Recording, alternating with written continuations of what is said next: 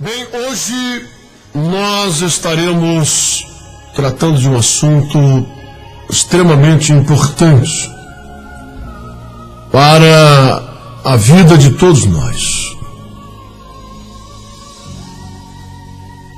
E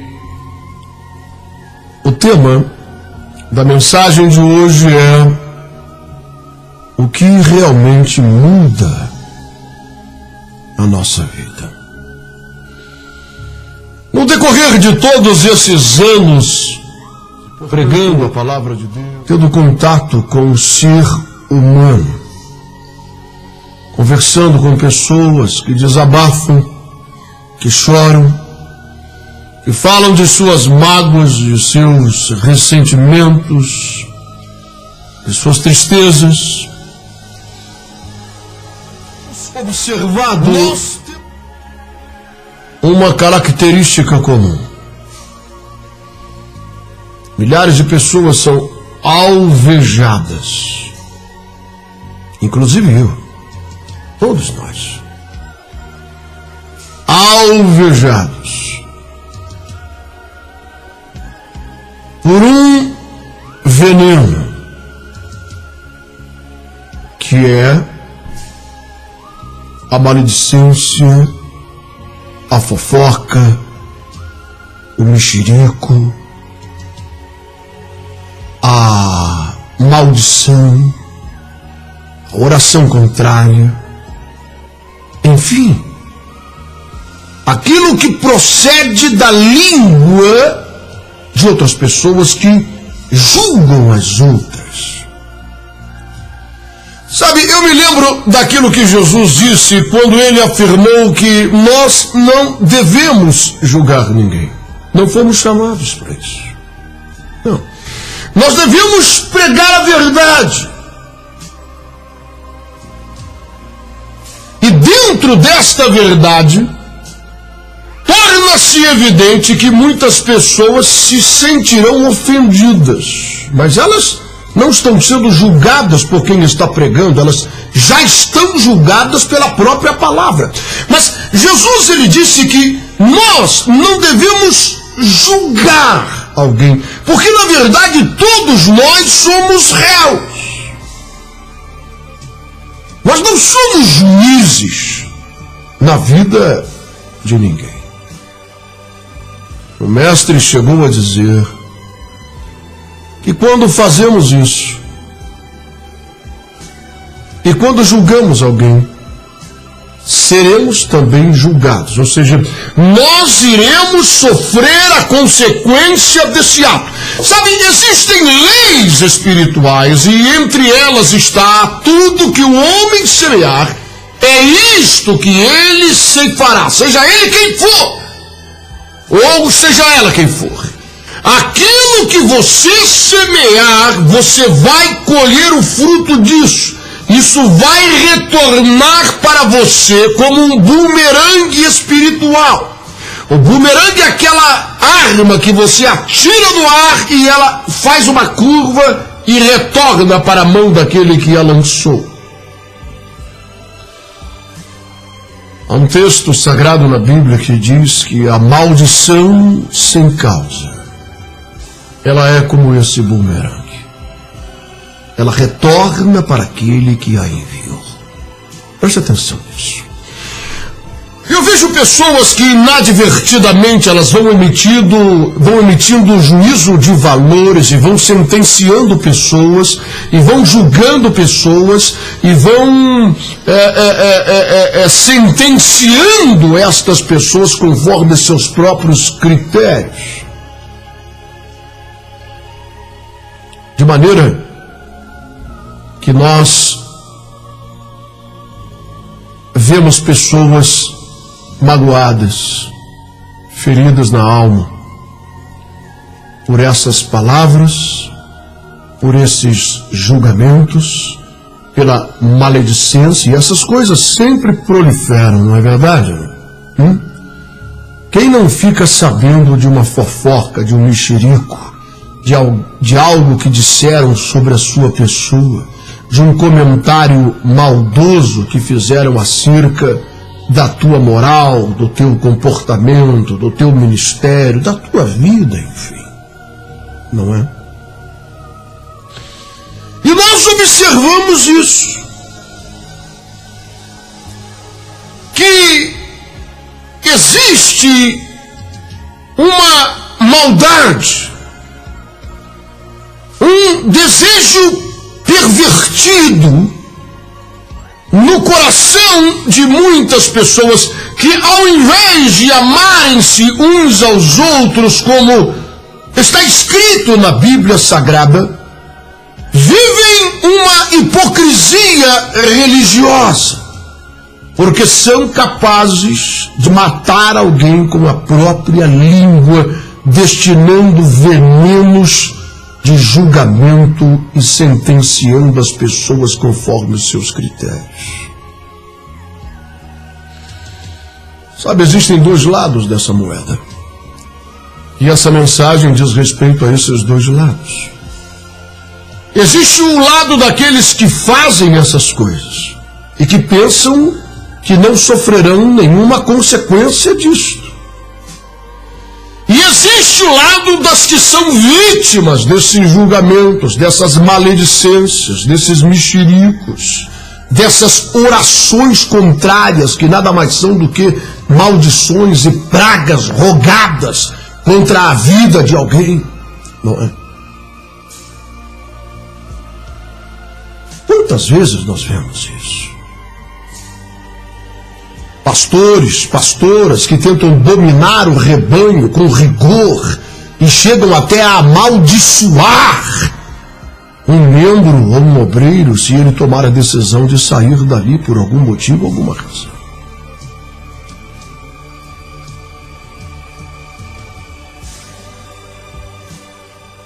Uma vez, uma mulher, ela foi pega em flagrante adultério. É o que diz o texto sagrado, pelos fariseus. Ou seja, não podia haver um mal entendido nessa história. Eles viram isso e pegaram ela no ato do adultério. A lei de Moisés dizia de forma clara e sem deixar dúvida alguma que a mulher que fosse pega cometendo esse tipo de pecado, ela deveria ser apedrejada até a morte. E os fariseus sabiam disso. E eles pegaram essa mulher para matar, para apedrejá-la até a morte. Porém, eles viram neste episódio triste desta mulher uma oportunidade. Por quê? Porque, sem dúvida alguma, eles conheciam a mensagem de Jesus, que falava sempre de misericórdia e de até mesmo virar a outra face para quem lhe bater numa face, de amar seus inimigos, de abençoar aqueles que te amaldiçoam, de dar a todo que lhe pedir. E eles então pensaram e disseram: não vamos apenas matá-la, mas vamos levá-la àquele Nazareno. Sabe, esses homens odiavam Jesus, porque a mensagem de Jesus colocava em xeque a religiosidade vazia que eles viviam. A mensagem de Jesus trazia à tona uma vida de hipocrisia, de fingimentos, de falsidade, de ganância, de vaidade, de soberba religiosa.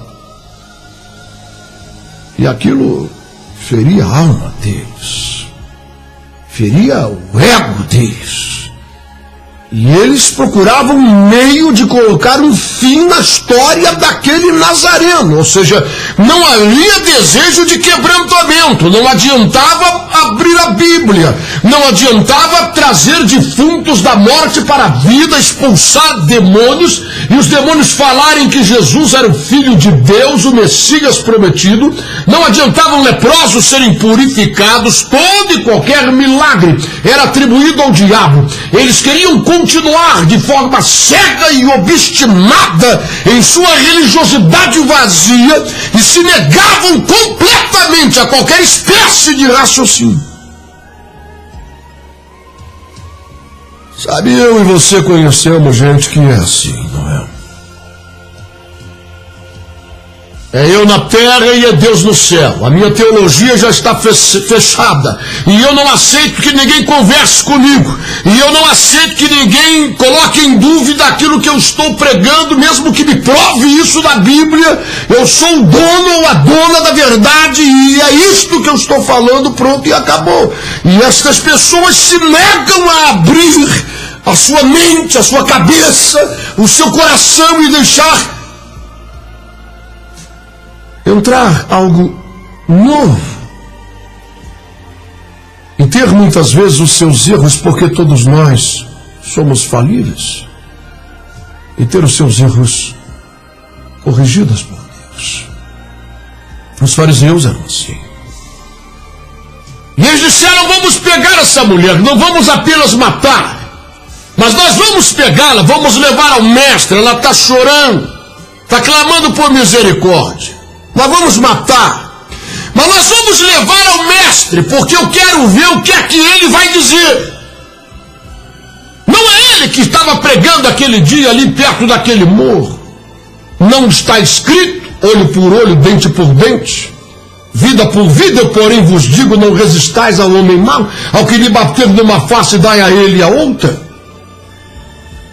E ele disse que não veio destruir nem a lei nem os profetas, mas que ele veio cumprir. Agora eu quero ver. Agora eu quero ver, porque nós vamos levar a Torá, nós vamos levar a Bíblia debaixo do braço e vamos esfregar na cara dele. Nós queremos ver o que ele vai dizer, de que forma ele vai livrar essa mulher da morte.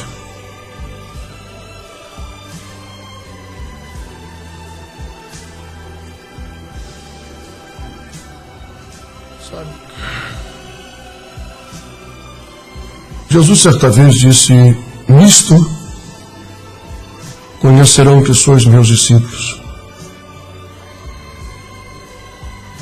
se vos amardes uns aos outros. O amor, sabe, parece que as pessoas não conseguem entender algo tão simples assim. E dão vazão a todo tipo de sentimento hipócrita, fingido, camuflado, para disfarçar uma ganância, para disfarçar uma cobiça, para disfarçar até mesmo a inveja. E raramente nós observamos o sentimento que Jesus se refere, o amor, não é? E você sabe perfeitamente do que eu estou falando. Aliás, a Bíblia diz que se nós não formos capazes de amar o nosso próximo, nós não amamos a Deus. Se nós falamos que amamos a Deus a quem não vemos, e não somos capazes de amar o nosso próximo a quem nós vemos, nós somos hipócritas e mentirosos. É isso que diz a Bíblia Sagrada. Sabe, e nós estamos falando de um sentimento verdadeiro, real, e não de boca para fora, não apenas dizer eu te amo em nome de Jesus, para que de alguma forma massagear a nossa consciência, porque nós somos alfabetizados e conhecemos a Bíblia, e sabemos desta necessidade de amar, e então nós falamos automaticamente esta frase para as pessoas, mas na realidade, no dia a dia, na convivência, você observa que esse sentimento, na verdade, ele não existe na maior parte das pessoas. Elas não se importam com você. Aliás, se puderem puxar o teu tapete, vão puxar, porque você será menos um para concorrer com elas. Não há misericórdia, não há amor.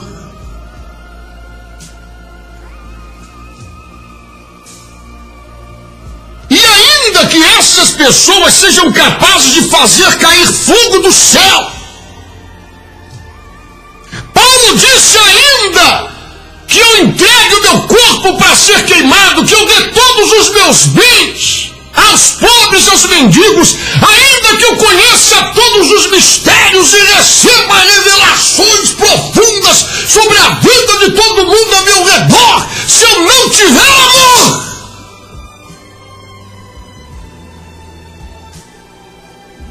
E Paulo está falando de amor de verdade, não é coisa de boca para fora, não é frase ensaiada na frente do espelho para fazer parte de uma mensagem. Amor se manifesta no dia a dia, na convivência. Paulo disse: se eu não tiver amor, serei como símbolo que retine apenas um sino fazendo barulhada. Isso não vai adiantar nada. Não vai resolver coisa alguma.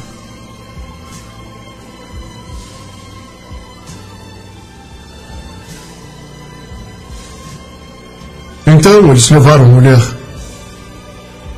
movidos pelo ódio, mas a pretexto de fazerem a vontade de Deus, a pretexto de estarem servindo a Deus, a pretexto de terem zelo pela palavra de Deus, e com a Torá e os rolos sagrados e a Bíblia Sagrada debaixo do braço, o coração estava movido pelo ódio, pelo rancor, pelo desejo de ver o sangue do seu próximo, de matar, de eliminar. E eles foram procurar o mestre. Saíram perguntando pelas ruas: alguém viu o Nazareno? Aquele Jesus. E alguém disse: está bem ali. Tem uma multidão ali ao redor dele, ele está ensinando o povo. E muitos enfermos estão ao seu redor. E eles foram até lá. Quando chegaram lá, aquele tumulto, as pessoas foram abrindo espaço. Afinal de contas, trata-se da cúpula religiosa de Israel. Filactérios, longas barbas brancas, olhar de profeta, não é verdade? Longas orações na praça pública, chamados pelo povo de Rabi, chegaram, trazendo uma mulher, toda descabelada, chorando, e eles pegaram pelo braço e jogaram aquela mulher, que saiu rolando no meio da terra, e bateu numa parede, e eles disseram: está aqui, mestre! Pegamos essa mulher, isso não vale nada, isso é uma adulta. Nós pegamos, e não foi ninguém que falou, nós vimos ela, foi flagrante, nós pegamos ela em flagrante adultério. Agora, Jesus de Nazaré, a Bíblia Sagrada, a lei de Moisés, que foi dada por Deus a este grande profeta lá no Sinai, ao nosso povo, como estatuto perpétuo, diz que essa mulher, ela deve morrer apedrejada até a morte. Mas tu, o que dizes? Veja isso. Preste bem atenção. Veja isso. Eles disseram, a lei diz que ela deve morrer apedrejada. Estamos aqui para sermos os carrascos na mão do próprio Deus para matar essa pecadora imunda. Nós somos puros. Nós somos santos. Aleluia. Oh, glória. Viemos matar em nome de Jesus. Mas tu, o que dizes? Veja, preste atenção.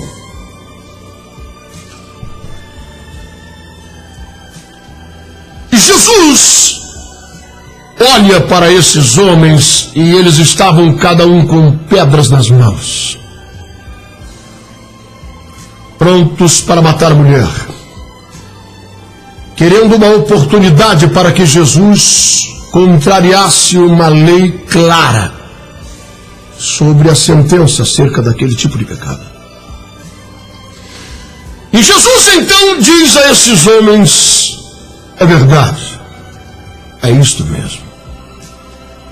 É assim que está escrito, e é assim que Deus falou para Moisés. Aquele dentre vós que não tiver um pecado, atire a primeira pedra. Agora, nós precisamos entender isso aqui. Porque algumas pessoas podem pensar que aquela palavra de Jesus de alguma forma comoveu o coração daqueles religiosos. Não comoveu. Mas, missionário, como o senhor pode afirmar isso? Estamos tratando com homens obstinados. O coração deles não sangra mais. A teologia deles é fechada. Eles têm ouvidos para ouvir, mas não ouvem. A muitos deles, Jesus chegou a chamá-los de filhos de Satanás. Vocês querem satisfazer o desejo do coração do vosso pai. Vosso pai não é Abraão, vosso pai é o capeta, é o diabo. Dura essa mensagem, mas o que é que se vai fazer se Jesus não estava ali para agradar a gregos e a troianos e fazer amizade com todo mundo e ser bem visto por todos? Aliás, a Bíblia diz assim: bem-aventurados sereis quando mentindo disserem toda espécie de mal contra vós, porque assim fizeram a todos os profetas que foram antes de vós. Mas ai de vós, quando todos vos elogiarem, quando todos forem seus amigos, porque assim foi com os falsos profetas antes de vós. Então, o falso profeta é aquele que é amigo de gregos e troianos. A mensagem dele não ofende ninguém, a mensagem dele agrada a todo mundo, a mensagem dele é para todo gosto.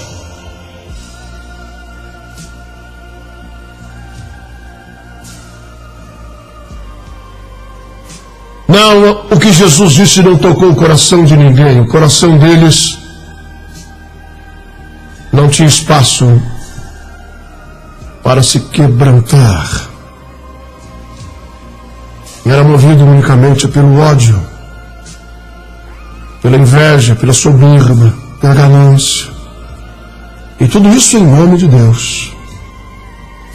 E tudo isso a pretexto de servir aos propósitos de Deus. Mas então, missionário, o que aconteceu afinal e o que os motivou a largarem essas pedras e irem embora um após o outro?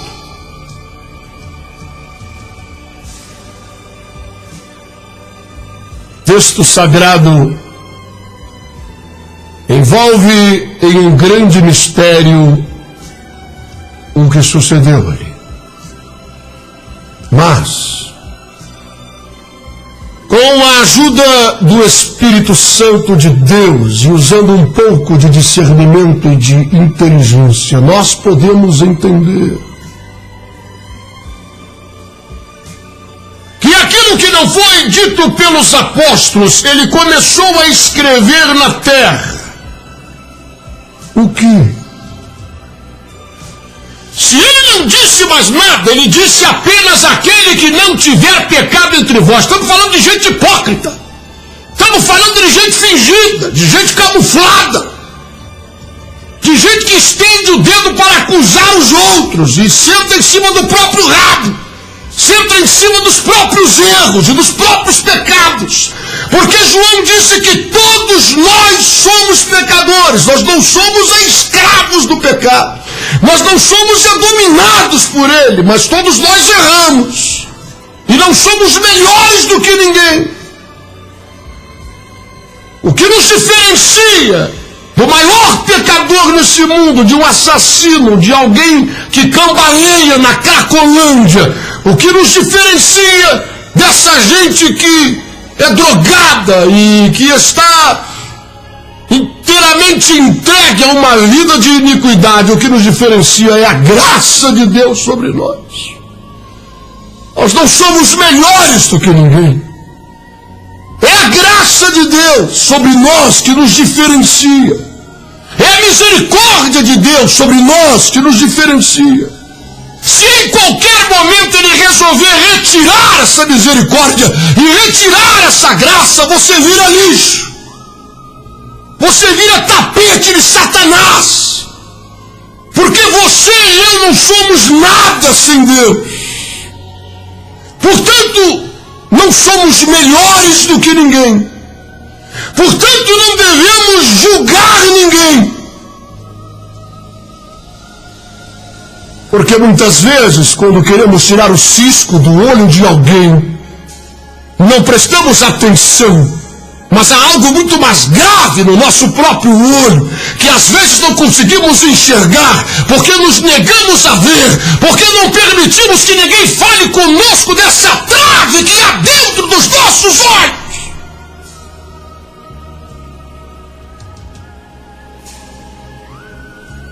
O mestre começou a escrever no chão. E eu já vi muitas interpretações sobre isso, que ele estava escrevendo a palavra amor. Eu não creio. Não creio que essa palavra tivesse força, porque o mestre não disse mais nada, apenas começou a escrever. E quando isto estava acontecendo, aqueles homens foram largando a pedra de suas mãos. Eu tenho convicção e certeza absoluta dentro de minha alma que Jesus de Nazaré começou a escrever o pecado daqueles homens, o que eles praticavam às ocultas, na calada da noite, no silêncio, na escuridão do quarto. Ele começou a escrever o que eles faziam por detrás das portas, quando ninguém estava olhando. E ele começou a escrever, o nome. E antes que ele escrevesse a identidade, o CPF, o CEP, o endereço deles. Hipócritas. Não houve quebrantamento, eles saíram de lá, porque eles perceberam que Jesus conhecia a imundície da vida deles,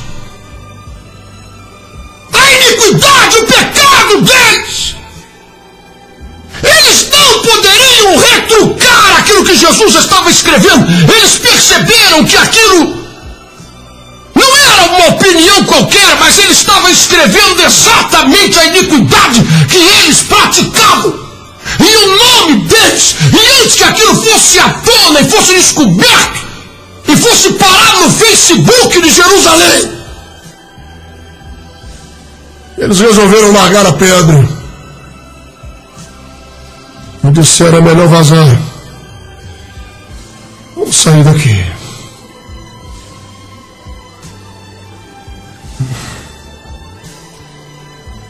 E então foram todos embora. A mulher estava lá, jogada no campo, chorando, apavorada, esperando a primeira pedrada. Houve grande silêncio entre todo o povo ao redor. E o mestre disse: mulher, Ela levanta a cabeça, regala os olhos. Onde estão os teus acusadores, mulher? Ela olha ao redor. Não vê mais ninguém. E ali estavam aqueles montes de imundícias escritas no chão. Aqueles pecados horrorosos que Jesus escreveu, que ninguém sabia daqueles homens religiosos, zelosos pela lei de Moisés. Hipócritas. Que são como sepulcros caiados, belos por fora na aparência, mas por dentro estão cheios de toda imundície e de toda sujeira.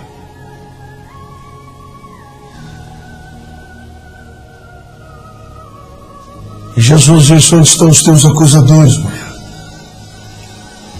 Aqueles que queriam te arrebentar a cabeça com uma pedra, em nome de Deus. Ela olhou, procurou e disse: foram todos embora. Então o mestre disse: mulher, preste atenção aqui.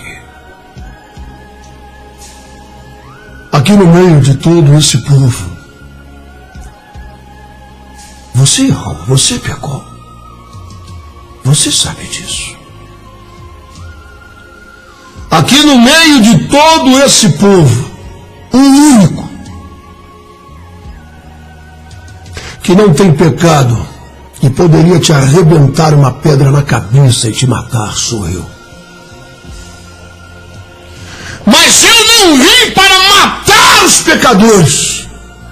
Não ia sobrar ninguém, mulher. Ninguém. Do sumo sacerdote ao drogado de Jerusalém, não ia sobrar ninguém.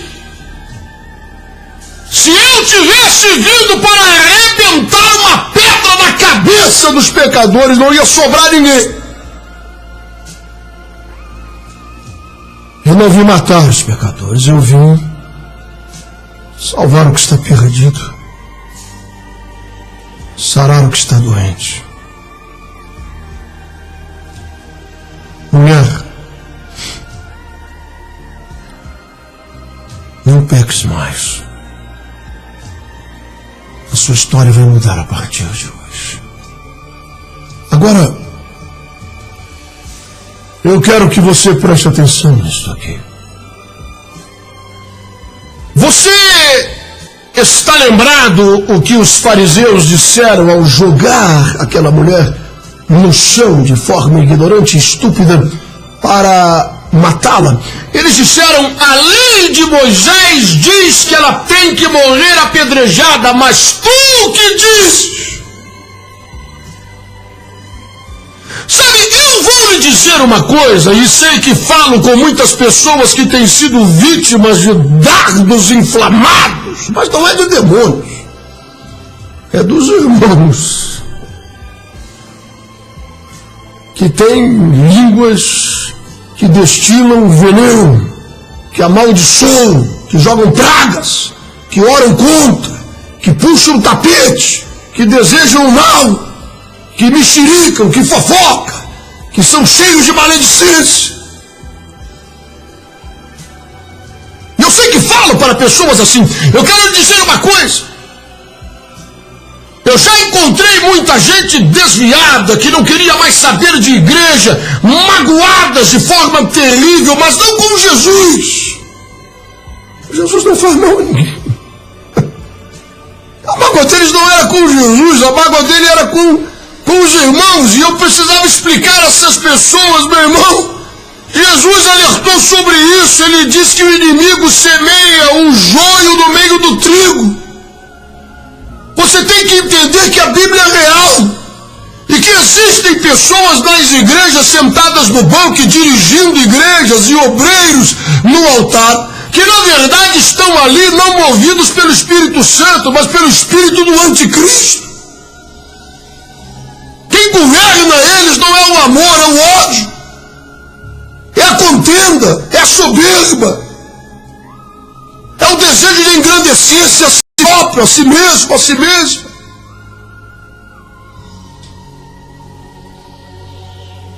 Jesus não faz mal a ninguém. Mas o desgosto, a amargura, os sofrimentos, os dardos inflamados foram tão grandes que abatiam de forma terrível a essas pessoas. E Deus me trouxe essa palavra para dizer a todos aqueles que estão cansados, sobrecarregados e oprimidos, que eles venham até Jesus. Sabe por quê? Porque o que muda a sua vida não é o que os fariseus têm a dizer a seu respeito. Meu irmão, se eu não acreditasse nisso, eu não estava aqui, eu não pregava mais o Evangelho. Se o que definisse a minha vida fosse o que os fariseus dizem a meu respeito, pensam a meu respeito, desejam a meu respeito, oram a meu respeito, se isso mudasse a minha vida, eu não estaria mais aqui, eu já estaria enterrado debaixo de 7 palmos de terra.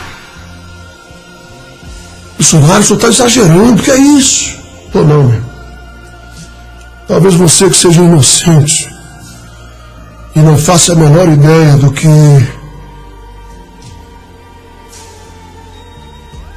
acontece por detrás dos bastidores da religião.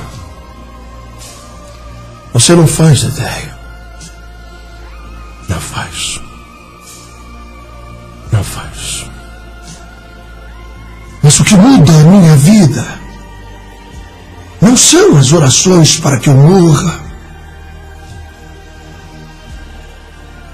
para que eu caia em desgraça, para que eu saia de cena. É porque as mensagens que eu prego não são do interesse dessa gente. O que muda a minha vida, o que muda a sua vida, não é o que os fariseus dizem de você, querem a seu respeito ou amaldiçoam a tua vida. O que muda a nossa história é aquilo que Jesus tem a dizer, e é aquilo que Jesus pensa sobre mim, aquilo que Jesus diz sobre você e pensa sobre você. É isto que muda a nossa história. Creia nisso. Levante sua cabeça e Jesus pergunta para você: onde estão teus acusadores?